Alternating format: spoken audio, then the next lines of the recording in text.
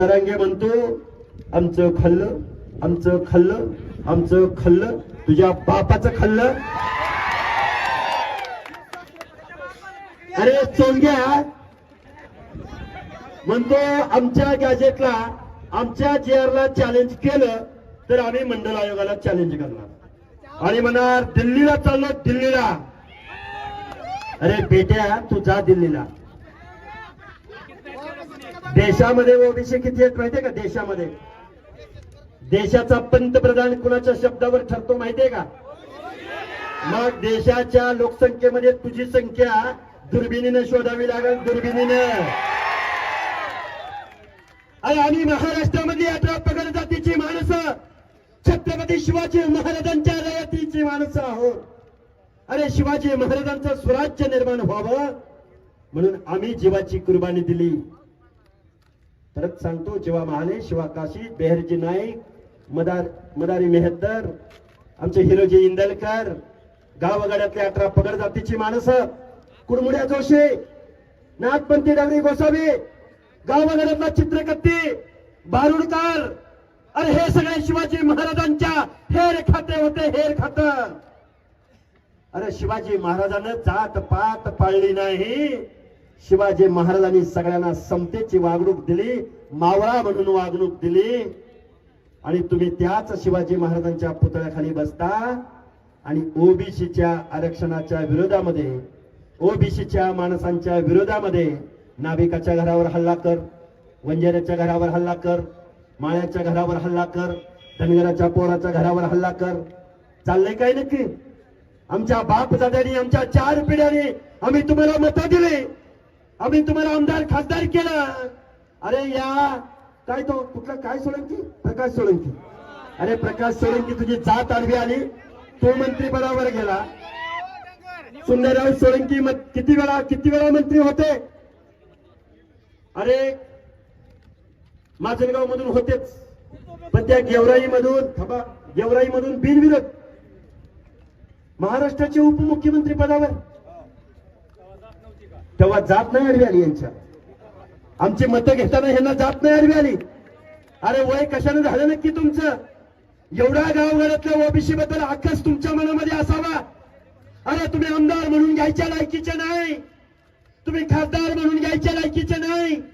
ज्यावेळी तुम्ही आमदारकीची खासदारकीची शपथ घेता त्यावेळी तुम्ही म्हणता एखाद्या जातीबद्दल आकस बाळगणार नाही, ममत्व बाळगणार नाही, अपपर भाव बाळगणार नाही.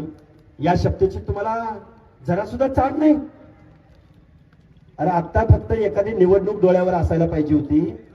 ह्यांना मग गावगाड्यातला ओबीसी किती आहे, दीनदलित बांधव किती आहेत हे तुम्हाला दाखवलं असतं. बरोबर आहे का चुकीचं आहे? बरोबर आहे का चुकीचं आहे? तुमचं मत विकणार का कुणाला? 1000 रुपयात विकणार का? कुणी मटण दिलं म्हणून विकणार का? कुणी दारू दिली म्हणून विकणार का? महामानव डॉक्टर बाबासाहेब आंबेडकरांनी तुमच्या आमच्या मताला लाख मोलाची किंमत दिल्या की नाही? इथं उपस्थित एक जणांना हात वर करा. इथं कुणी एक जणांना उभा राहून हात करा. आता ही व्यक्ती इथं उभी आहे, यांच्या मताला जेवढी किंमत तेवढीच पंडिताच्या, सोनवण्याच्या, सोळंकीच्या मताला तेवढीच किंमत आहे की नाही?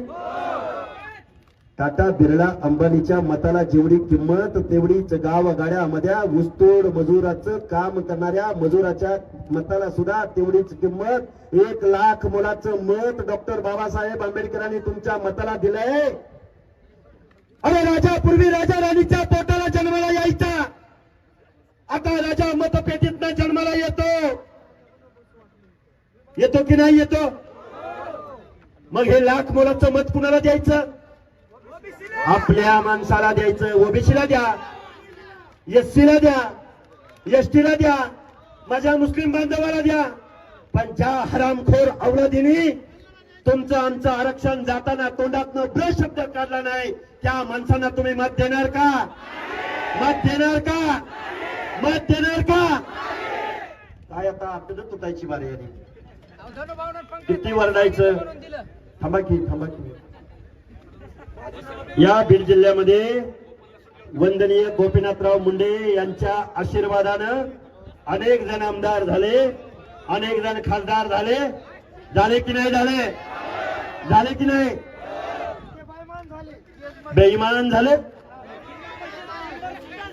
बेईमान झाले अरे आमदार खासदारांना बेईमान कसं म्हणायचं झाले की नाही बेईमान मग तुम्ही आम्ही एक व्हायचं की नाही व्हायचं वंदनीय गोपीनाथराव मुंडे भगवान गडावर ऊसतोड मजुराच्या दसरा मेळाव्याला गेले तर तो ऊसतोड मजूर म्हणायचा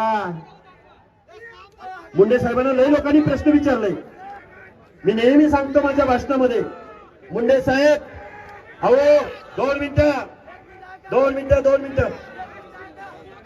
अरे थांबा घेऊ अरे सबका हिसाब होगा बराबर हिसाब होगा शिव्या द्यायची वेळ अजून आली नाही ज्या दिवशी शिव्या देऊ त्यावेळी यांच्या अंगावर कपडे पण राहणार नाहीत विषय असा आहे अरे गोपीनाथराव मुंडेंना प्रश्न विचारायची मुंडे साहेब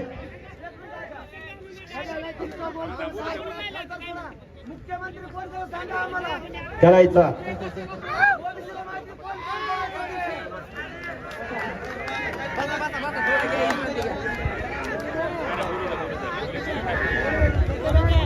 हे बघा ऐका अरे किती बोलायचं काय बोलायचं संविधानावर बोलायचं शिक्षणावर बोलायचं राजकारणावर बोलायचं म्हणजे महात्मा ज्योतिराव फुले म्हणायचे सत्य वाचून सकळ कळा झाल्या अवकळा तुमच्या ओबीसी बांधवामध्ये फूट पाडली जाणार आहे तुमच्या ओबीसी मध्ये जातीमध्ये भांडणं लावली जाणार आहे माझ्या बंजारा समाजाला एसटीचं आरक्षण मिळालं तर सगळ्यात जास्त आनंद लक्ष्मण हाकेला होणार आहे धनगर समाजाला एसटीचं आरक्षण मिळालं तर सगळ्यात जास्त आनंद लक्ष्मण हाकेला होणार आहे माझ्या नाभिक बांधवाला धोबी बांधवाला माझ्या बलुत्या आलुत्या मधल्या अनेक जाती महाराष्ट्राच्या बाहेर एससी मध्ये आहेत त्यांना जर एससी मिळाली तर मला आनंद होणार आहे आमच्या विजयंती अ ब क ड मधल्या जातींना जर एसटी मिळाली तर मला सुद्धा आनंद होणार आहे पण ऐका